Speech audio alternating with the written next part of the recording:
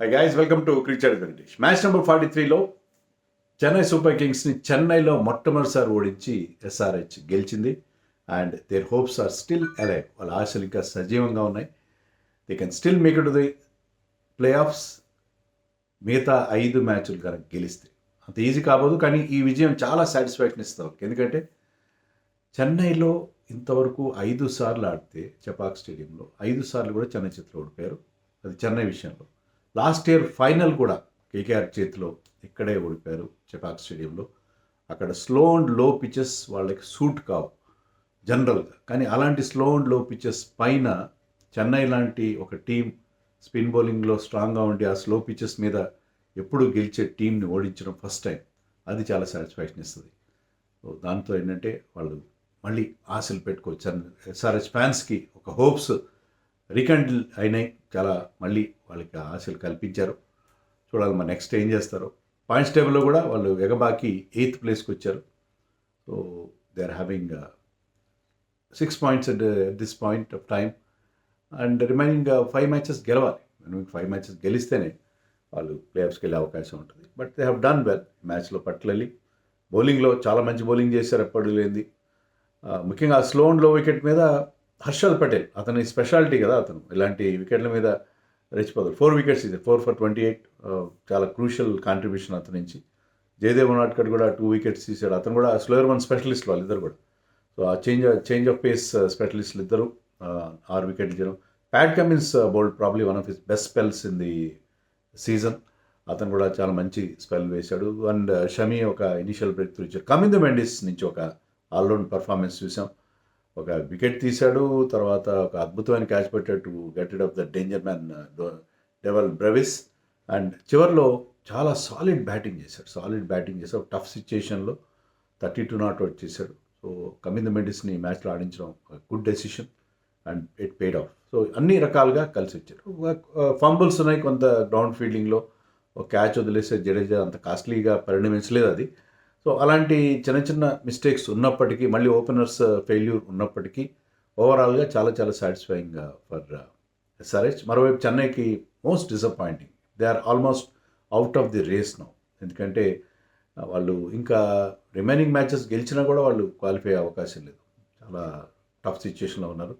అదిగాక చెన్నై అనేది చెపాక్ స్టేడియం వాళ్ళకి ఒక కంచుకోటగా మనం చెప్పుకున్నాం. ఆర్సీబీని ఎన్నో సంవత్సరాల తర్వాత ఆర్సీబీ అక్కడ గెలిచింది. దశాబ్దం తర్వాత ఢిల్లీ గెలిచింది. ఇప్పుడు ఇంతవరకు గెలవని ఎస్ఆర్హెచ్ కూడా అక్కడ గెలిచింది. సో వాళ్ళు హోమ్ అడ్వాంటేజ్ కూడా కోల్పోయారు. వాళ్ళ టీం ఓవరాల్గా పూర్గా పర్ఫామ్ చేయడంతో పాటు హోమ్ అడ్వాంటేజ్ కూడా కోల్పోయారు. స్పిన్ వాళ్ళ స్ట్రెంత్ అయితే స్పిన్నర్స్ ఇప్పటికీ వాళ్ళ స్పిన్నర్స్ మంచి బౌలింగ్ చేస్తున్నారు. ఈ మ్యాచ్లో కూడా జడేజాకు 1 వికెట్, నూర్ అహ్మద్కి 2 వికెట్లు వచ్చాయి. కానీ స్పిన్ ఆడడంలో వాళ్ళ బ్యాట్స్మెన్ చాలా ఇబ్బంది పడుతున్నారు. కమింద మెండిస్ కూడా had flattering figures after 2 overs. ఈ gave just 6 runs and picked up A wicket. So అలాంటి పరిస్థితుల్లో ఆ జట్టులో ముఖ్యంగా బ్యాటింగ్లో కూడా చాలా చాలా స్లో బ్యాటింగ్, నీరసం అనేది తగ్గని పరిస్థితి మనం చూసాం. టాస్ గెలవడం ఖచ్చితంగా ఎస్ఆర్హెచ్కి కలిసి వచ్చింది. ఎందుకంటే there was lot of dew అనే కాకుండా ఓవరాల్గా బౌలింగ్ బాగా చేశారు. బౌలింగ్ చాలా బాగా చేశారు. ధోని కూడా చెప్పాడు మ్యాచ్కి ముందు, first 10 overs pitch was very good, తర్వాత 2 paced అయింది. ఫస్ట్ 10 oversలో మేము యాక్చువల్లీ 12 overs అప్పటికి Chennai was in very good position. 12 overs అప్పటికి 107 for 4. కానీ ఆ రిమైనింగ్ 8 oversలో వాళ్ళకి 48 runs మాత్రం వచ్చాయి. 48 or 47 runs వచ్చాయి. చాలా తక్కువ రన్స్ వచ్చాయి. సో అది వాళ్ళని దెబ్బ కొట్టేసింది. ఎందుకంటే ఆ స్టేజ్ నుంచి వాళ్ళు టేక్ ఆఫ్ కాలేకపోయారు. కొత్త కుర్రాళ్ళు ఇద్దరు బాగా బ్యాటింగ్ చేశారు. ఆయుష్ మాత్రే 30 runs చేశాడు, 6 fours కొట్టాడు. చాలా అగ్రెసివ్గా ఆడాడు. Look very good. అక్కడ కమిన్స్, షమీ లాంటి వరల్డ్ క్లాస్ బౌలర్స్ మీద అతను చేసిన counter attack exceptional. Shami first ఓవర్లోనే వికెట్ తీశాడు. ఫస్ట్ బాల్ ఆఫ్ ది మ్యాచ్కి వికెట్ వచ్చింది. రషీద్ ఎవే స్వింగ్ అని ఆడే ప్రయత్నంలో అతను అవుట్ అయిపోయాడు. సో ఫస్ట్లోనే వికెట్ వచ్చింది. తర్వాత మహాత్రన్ కూడా అవుట్ చేశాడు. కమిన్స్ అయితే ఆల్మోస్ట్ యార్కర్ లెంత్ డెలివరీతో అవుట్ చేశాడు. సో థర్డ్ వికెట్ కూడా పోయింది. పవర్ ప్లేలోనే థర్డ్ వికెట్ కూడా వెళ్ళిపోయింది. Harshal Patel got that wicket. So power ప్లేలో 3 వికెట్ పోయింది.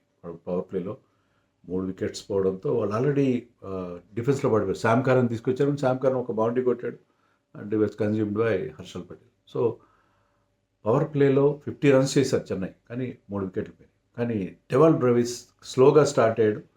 బట్ కమిందు మెండిస్ వేసిన ఒక ఓవర్లో 3 సిక్స్లు కొట్టాడు. ఓవర్లుగా 4 సిక్స్లు కొట్టాడు. హీ వాజ్ ది ఫాస్టెస్ట్, అంటే strike rate, best strike rate 168 అంత స్ట్రైక్ రేట్తో. అంటే అతను ఆ చెన్నై టీంలో ఆ లేని అగ్రెషన్ని ఇంజెక్ట్ చేశాడు, చాలా వరకు ఇంజెక్ట్ చేశాడు. బట్ శివం దుబే లాంటి వాళ్ళు మిగతా బ్యాట్స్మెన్ కూడా మళ్ళీ ఫెయిల్ అయ్యారు. వాళ్ళకి అదే సేమ్ ఓల్డ్ స్టోరీ కంటిన్యూ అవుతున్నాం. అండ్ ధోని కాస్త ఎర్లీగానే బ్యాటింగ్ వచ్చాడు, కానీ అతను కూడా జస్ట్ 6 రన్స్ చేసాడు. 10 బాల్స్, ఒక బౌండరీ కొట్టాడు. అండ్ ఈ was consumed by Harshal Patel. So Harshal Patel slower once బ్రహ్మాండంగా ఎగ్జిక్యూట్ అయింది మరొకసారి. లాస్ట్లో దీపక్ హూడాని తీసుకొచ్చారు. దీపక్ కూడా చివరి దాకా నిలబడ్డాడు, కానీ అప్పటికే వాళ్ళు ఒక బాల్ మిగిలి ఉండగా ఆల్అవుట్ అయ్యారు. బట్ దీపక్ కూడా కొంతవరకు 20 రన్స్ చేసి ఒక చెప్పుకోదగ్గ స్కోర్ 154 ఇచ్చేలా చేశాడు. అది కూడా చెప్పుకోదగ్గ స్కోర్ అంటే below par, definitely below par even and slow wicket.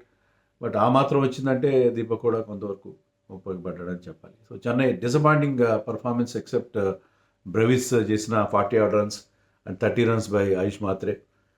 So they could not put up a big score on the board. కానీ సెకండ్ బాల్ ఆఫ్ ఎస్ఆర్హెచ్ ఇన్నింగ్స్లోనే అవుట్ అయిపోయాడు ఖలీల్ బౌలింగ్లో Abhishek Sharma.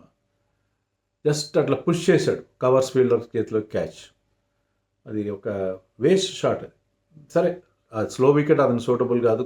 And Travis Head కూడా is not the usual Travis Head that we no.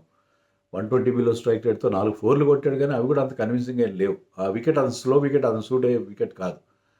So power ప్లేలో 2 వికెట్లు పోయినాయి. But Klaasen ఎర్లీగా పంపించారు. ఇషాన్ కిషన్ చాలా జాగ్రత్తగా. Ishan Kishan is under fire. SRH fans చాలా ఆగ్రహంగా ఉన్నారు. లాస్ట్ మ్యాచ్లో అతను ఎంపైర్ అవుట్ ఇవ్వకపోయినా వాక్ చేయడము, అది నో ఎడ్జ్ కనబడకపోవడం, whatever has happen to him last 2 games against Mumbai.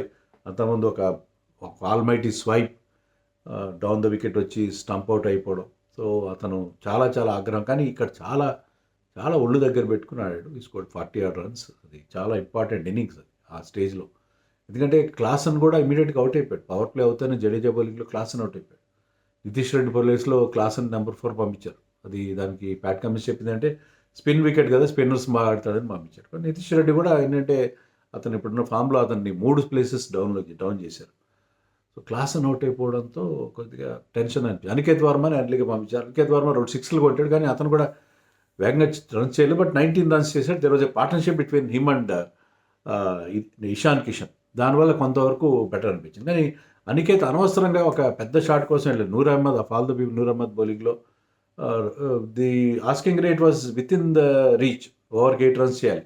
అలాంటప్పుడు అంత భారీ షాట్ కొట్టాల్సిన అవసరం లేదు. బట్ కుర్రాడు ప్రయత్నం చేశాడు మరొక 6 కోసం.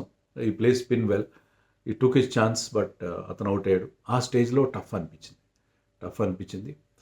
బట్ అప్పుడు నితీష్ కుమార్ రెడ్డి జాయిన్డ్ కమిందు మెండిస్ అండ్ ఇద్దరు కలిసి చాలా బాగా 15 overs దగ్గర టఫ్ అనిపించింది టార్గెట్. కానీ 16th overలో నూర్ అహ్మద్ 2 no balls వేశాడు. Spinner bowling no balls is a crime actually. But ఆ no balls కలిపి 13 runs వచ్చాయి. ఒక బౌండరీ కూడా కట్టాడు Kamindu Mendis. And his handling of Noor Ahmad and Matheesha Pathirana is Sri Lankan. He played him in the net so many times maybe. So అది చాలా helpful అయింది. చాలా సాలిడ్గా ఆడాడు. మనం ఇంతకుముందు చెప్పుకున్నాం సాలిడ్ ప్లేయర్ కావాలని చెప్పి. అలాంటి సాలిడిటీ ఇతను ఇచ్చాడు. ఈ batted well against Noor Ahmad కొంచెం లెగ్ సైడ్ బౌలింగ్ ఏం చేసినా దాన్ని బౌండరీకి తరలించాడు. సో ఆ 16th over bowled by Noor Ahmad ఆ ఓవర్లో 13 runs వచ్చాయి. అక్కడ కొంచెం ప్రెషర్ ఈజ్ అవుట్ అయింది. And 17th over bowled by Matheesha Pathirana చాలా అక్యురేట్ అండ్ చాలా quick and awkward action. But ఆ ఓవర్లో నితీష్ రెడ్డి 2 4లు కొట్టాడు. Nitish Reddy coming in to his own at last finally. అతను కూడా అనవసరంగా అతన్ని కూడా ట్రోల్ చేస్తున్నారు. ఇషాన్ కిషన్ ట్రోల్ చేయడానికి అర్థం ఉంది. అతని యాక్షన్స్ కొంచెం ఎగ్జాగరేటెడ్గా, కొంచెం వియర్డ్గా అనిపించవచ్చు. కానీ Nitish Reddy is not in good form. కానీ అది ట్రోల్ చేసి, కానీ ఇక్కడ చాలా ఇంపార్టెంట్ ఇన్నింగ్స్ ఆడాడు. 3 places డౌన్ ది ఆర్డర్.